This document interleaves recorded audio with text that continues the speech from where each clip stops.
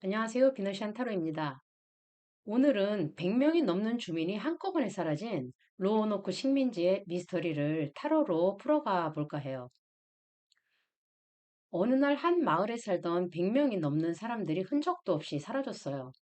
집은 일부 해체되어 있었고, 그렇지만 급하게 도망치거나 공격받은 흔적은 없었는데, 나무에 새겨진 크로, 그 다음에 울타리 기둥에 적힌 크로아탄이라는 글자뿐이었다고 해요. 1587년에 영국인들은 북아메리카 로어노크 섬에 정착했지만 얼마 지나지 않아서 식량과 물자가 부족해졌어요. 그래서 그곳을 다스리던 총독 존 화이트가 지원을 요청하기 위해 영국으로 돌아가게 되는데 남은 주민들 중에는 자기 딸하고 사위 또 갓 태어난 손녀도 있었어요. 떠나기 전 화이트는 주민들과 한 가지 약속을 하는데 만약 다른 곳으로 옮기게 되면 나무에 행선지를 새기고 누군가에게 쫓기거나 강제로 떠나는 그런 위험한 상황이라면 그 옆에 십자가 표시도 남기기로 한 거라고 해요. 그런데 그 당시 영국은 에스파냐, 그 지금의 스페인하고 전쟁 중이었었는데, 그래서 3년 만에 돌아올 수밖에 없었던 그 화이트가 발견했던 크로아탄이라는 글자는, 거기 옆에는 십자가 없었다고 해요. 십자가가. 그래서 그는 주민들이 끌려간 것이 아니라 스스로 크로아탄으로 떠났다고 생각하는데 여기서 그 로우노크 섬이라는 데는 현재 미국 노스캐롤라이나주 대서양 연안에 있는 섬이고 크로아탄 섬은 현재 해터러스 섬이라고 해요. 지금은 그 육지로 연결돼 있어서 자동차로도 다닐 수 있지만 그 당시에는 배로 바다 또 넓은 석호를 지나야만 되고 여기는 수심도 얕고 모래톱도 많아가지고 항해하기가 굉장히 힘든 곳이라고 해요. 근데 지도상으로 보면 로오노크 섬에서 그 헤르터러스 섬까지는 기록상 약 50마일, 한 80km 정도 이렇게 남쪽인데 지금이야 뭐 한두 시간 정도 운전하면 간다지만 그때는 배로 가야 하니까 목숨을 걸어야 할 수도 있죠. 실제 그 화이트 일행은 로오노크 상륙하는 과정에서 선원 7명도 죽고 또 배에다 또 여러 개 잃어버린 상태라고 기록에 나와 있어요. 그 후에 그 허리케인 악천후가 배를 먼바다로 밀어내서 더 이상 항해를 계속할 수 없는 상황이었다 이렇게 되어 있고 설명이 조금 길어졌는데요. 이들이 정말 자발적으로 크로아탄 섬으로 떠난 것인지 이제 카드로 한번 살펴볼게요. 처음부터 그렇게 급히 도망가는 그런 모습은 아니에요. 어떤 사람과 우호적으로 접촉했다든지 아니면 도움을 구하려는 움직임에 가깝고 그게 이미 알고 지내던 원주민 공동체에 사람을 보내 의사를 전달했다거나 아니면 같이 살 수 있을지 조심스럽게 이렇게 물어봤을 수도 있어요. 가족들 데리고 그냥 무작정 숲으로 들어간 것이 아니라 받아줄 수 있는 사람이나 갈 수 있는 장소를 먼저 찾았던 것으로 그렇게 보여요. 아마 그곳에 그대로 남아 있으면 모두 위험해지지 않겠냐 하고 판단을 내린 것 같은데 여기서는 총독이 돌아올 때까지 기다리자는 사람도 있었겠고 아니면 식량하고 안전 문제를 생각하면서 더는 안 된다, 버틸 수 없다, 그렇게 목소리를 냈던 사람도 있을 거고.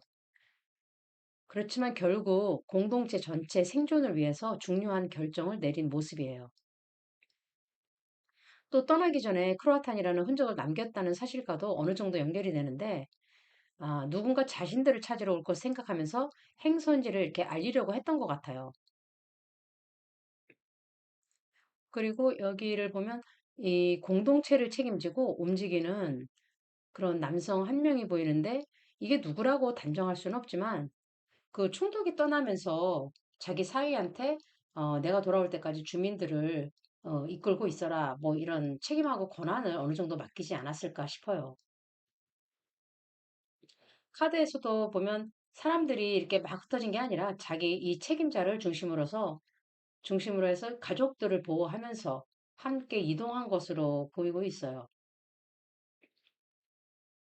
그러다 상황이 좀 바뀌는데 자신들이 원해서 새로운 삶을 찾아 떠났다기보다 그 어떤 그 외부 환경 때문에 선택할 수 없었던 그런 변화거든요. 그래서 이 정착지를 떠난 결정적인 계기는 갑작스럽게 찾아온 것으로 그렇게 보이고, 그리고 이동하기 전에는 주변 상황을 굉장히 경계했을 거예요. 그 당시는 부족 간의 갈등도 많았을 거고, 또 영국인 정착민들하고 원주민 사이 관계가 굉장히 불안하고, 또 길도 어느 쪽으로 가야 안전한지, 어떤 공동체 도움을 받을 수 있을지, 하여간 계속 살피면서 주변 사람들하고 정보를 주고받았을 수도 있고, 그리고 또 내부에서는 또 내부 나름대로 계속 기다리자, 떠나야 된다, 뭐 이런 의견, 저런 의견 이렇게 오가면서 쉽게 결정을 내리지 못했던 것 같아요.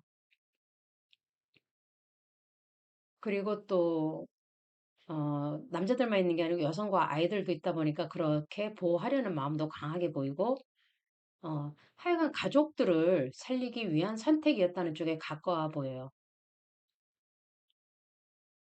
그리고, 어, 이동 결정은 하여간 굉장히 늦어지는데 계속 그랬겠죠. 조금 있으면 총독이 돌아오지 않겠냐 하고 기다리자 그러고 또 자기들이 세운 그런 정착지를 버린다는 게 그 자체가 쉽지가 않았었던 것 같아요.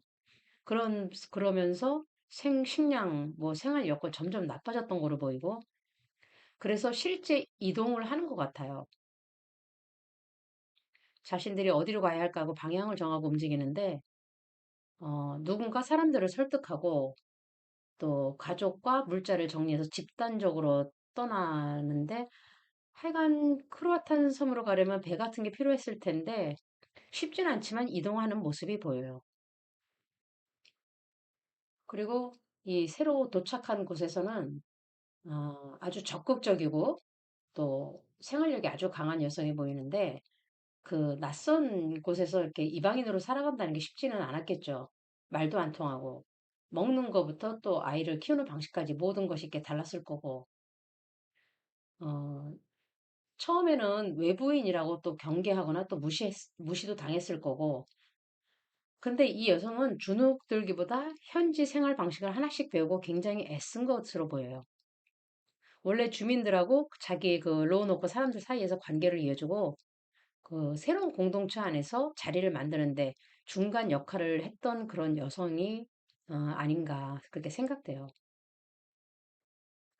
하여간 그 크로아탄에 도착했다고 모든 문제가 해결된 것은 아니고 또 그쪽에서도 살고 있던 사람들이 100명이 넘는 이방인이 한꺼번에 들어오니까 그게 쉬운 일은 아니었겠죠. 이 사람들은 또 이 사람들 나름대로 또 우리가 어디서 살고 어디 먹을 거 어떻게 구하고 하여간 그 도착해서도 남을지 또 다른 데를 찾아가야 될지 그냥 한동안 혼란스러워한 그런 모습이 보이고 있어요. 그렇지만 그 새로운 곳에 가서 함께 살려면 그곳의 생활 방식을 따라야 했던 것 같아요. 보호만 받는 게 아니라 그냥 농사나 뭐 짓짓는 일 도와주고 자기는 자기들 나름대로 자신들이 가진 기술 그런 물건도 나누면서 살아갈 자리를 마련했던 게 아닌가. 하여간 여기서는 서로 필요한 거 주고받고 관계를 맞춰가는 것 같이 보여요. 하여간 이방인 생활은 편한 거는 아니죠. 그러다 보니까 오랫동안 꼼짝하지 못하고 힘들게 버티고 있는 모습이 꽤 오래 보여요. 그러니까 한편에서는 총독이 자신들을 찾으러 오기를 기다렸겠죠.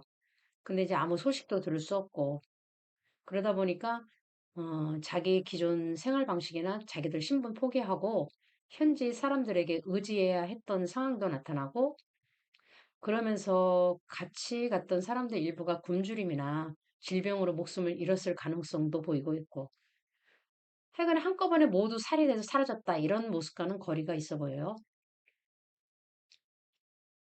힘들기는 해도 그런 대로 견딜 만하게 지내고 있다가 다시 급박한 일이 발생한 게 보이는데 아마 또 다른 부족과의 싸움이나 위험이 생겨서 서둘러 이동했을 수도 있고 또는 공동체 젊은 남성들이 방어나 생존을 위해서 적극적으로 나섰던 것 같은데 하여간 그렇게 처음 정착한 곳에서 다시 일부가 갈라져 나갔을 가능성도 있다고 보여요, 여기서. 그래도 일부 생존자들은 화려하거나 풍족하지는 않아도 그 땅에서 꾸준히 생활을 이어나갔던 것 같아요. 농사하고 사냥, 뭐 집 짓는 그런 법 배우고 하루하루 먹고 사는 데 집중하고 그렇게 원래의 영국식 생활로 돌아가기보다는 다른 공동체에 섞여서 천천히 적응하는 그리고 새로운 생활 기반을 마련하게 되는 모습. 하여간 어쩌면 로어너커 사람들은 흔적도 없이 사라진 게 아니라 우리가 더 이상 그들을 영국인 식민지 주민의 모습으로 알아보지 못하게 된 것은 아닐까 그렇게 생각돼요. 이상 비너시안의 해설이었습니다. 감사합니다.